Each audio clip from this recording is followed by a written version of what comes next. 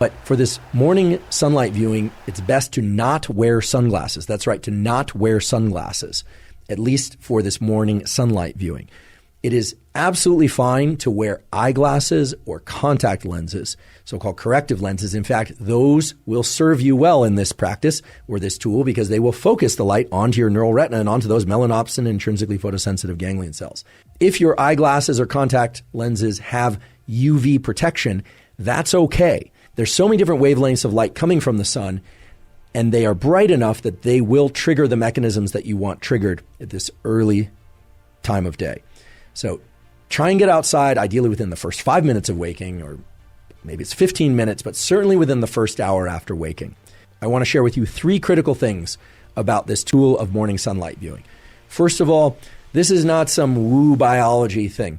This is grounded in the core of our physiology. There are literally hundreds, if not thousands, of quality peer-reviewed papers showing that light viewing early in the day is the most powerful stimulus for wakefulness throughout the day, and it has a powerful positive impact on your ability to fall and stay asleep at night. So this is really the foundational power tool for ensuring a great night's sleep and for feeling more awake during the day.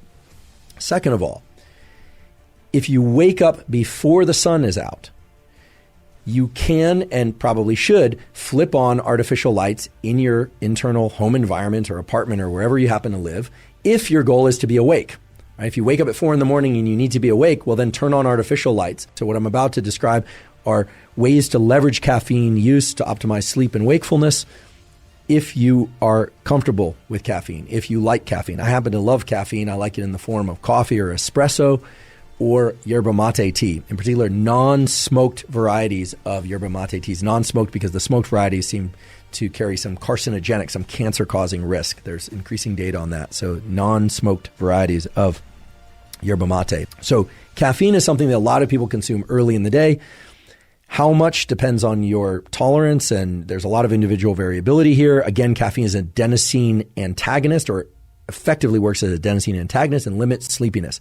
I highly recommend that everybody delay their caffeine intake for 90 to 120 minutes after waking. However painful it may be to eventually arrive at that 90 to 120 minutes after waking, you want, and I encourage you to clear out whatever residual adenosine is circulating in your system in that first 90 to 120 minutes of the day. Get that sunlight exposure, get some movement to wake up, and then, and only then, start to ingest caffeine.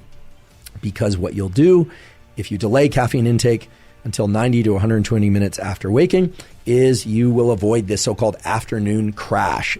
And you may still get a little bit of dip in energy in the afternoon, but it's not going to be that massive crash. One of the reasons that we've been pointing people towards single ingredient formulations these days is because it allows people to adjust the dosage of one component of a so-called sleep stack without having to disrupt the dosage of another component, and so on. It also allows people to try just one element within the sleep stack without having to purchase and try the others, which is a problem if you're buying a blend of a lot of different ingredients.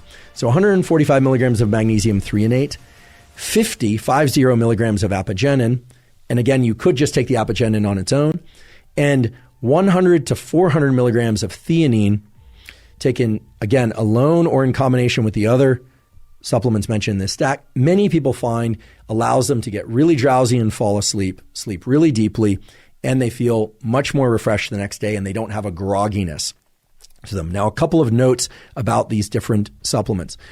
About 5% of people report that magnesium threonate really disrupts their gut. It gives them diarrhea or gastric distress, in which case, don't take it. Those neurons respond best to bright light, and especially right after waking early in the day, they are best able to signal to a set of neurons that reside over the roof of your mouth, called the suprachiasmatic nucleus, which is a cluster of neurons that then sends a huge number of other signals, electrical and chemical, out to your entire body that triggers that cortisol increase, provides a wake-up signal for your brain and body, and sets in motion a timer for you to fall asleep later that night. So again, we're not trying to go into too much mechanism today. We are trying to really hammer on tools, and I'll substantiate those tools just a bit with some mechanism. But here's what you do, or at least here's what I do. I wake up in the morning and I want to reach for my phone. But I know that even if I were to crank up the brightness on that phone screen, it's not bright enough to trigger that cortisol spike and for me to be at my most alert and focused throughout the day and to optimize my sleep at night. So what I do is I get out of bed and I go outside. And if it's a bright, clear day and the sun is low in the sky, or the sun is, starting to get overhead, what we call low solar angle, then I know I'm getting outside at the right time. If there's cloud cover and I can't see the sun, I also know I'm doing a good thing, because it turns out, especially on cloudy days, you want to get outside and get as much light energy or photons in your eyes. But let's say it's a very clear day and I can see where the sun is. I do not need to stare directly into the sun. If it's very low in the sky, I might do that because it's not going to be very painful to my eyes. However, if the sun is a little bit brighter and a little bit higher in the sky, sometimes it can be painful to look at. So the way to get this sunlight viewing early in the day is to look toward the sun.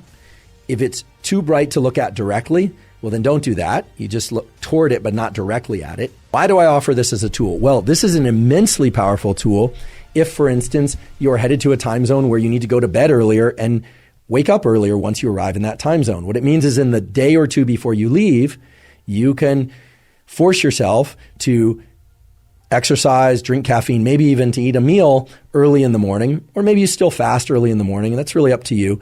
But you force yourself to do the activities that are going to phase advance your clock. Whereas if you're traveling to a time zone where you are going to need to go to sleep much later and you're going to need to wake up much later, or even a little bit later, you can do those things in the hours prior to your temperature minimum. Now, for those of you that work shift work, this can be especially useful, but I want to say a couple of things about shift work. There are a lot of details about shift work and jet lag in an episode that I did specifically about jet lag and shift work. So for the deep dive, go there. But suffice to say this for now. If you are going to do shift work, try to stay on the same shift for 2 weeks at a time. It's very detrimental to brain and body. It can even be horrifically challenging for your brain and body in a number of ways if you are switching on the so-called swing shift. You're working 3 days the night shift, 3 days the day shift, 3 days the night shift, 3 days. Try and stay on the same schedule as much as possible. And I should say for everybody, people who are jet lagged and engaged in shift work or not, but just for everybody, if you need to be awake in the middle of your sleep cycle, and it's not just a quick departure to the bathroom and back to bed, but you really need to be awake. You're feeding a baby, or you're taking care of a loved one, or you need to do something that's critical, or you need to work. If possible, use red light.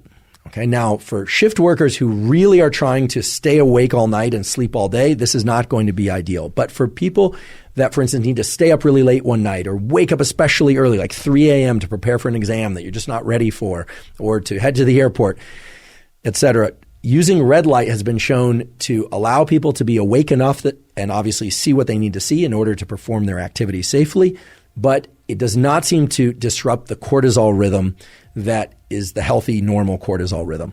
Now, I realize this is kind of an advanced tool, and many people won't have access to this. There are a number of different sources for red lights now. Companies like Juve or Cozy Light. These are different brands. I don't have any affiliation to any of these brands, I should say.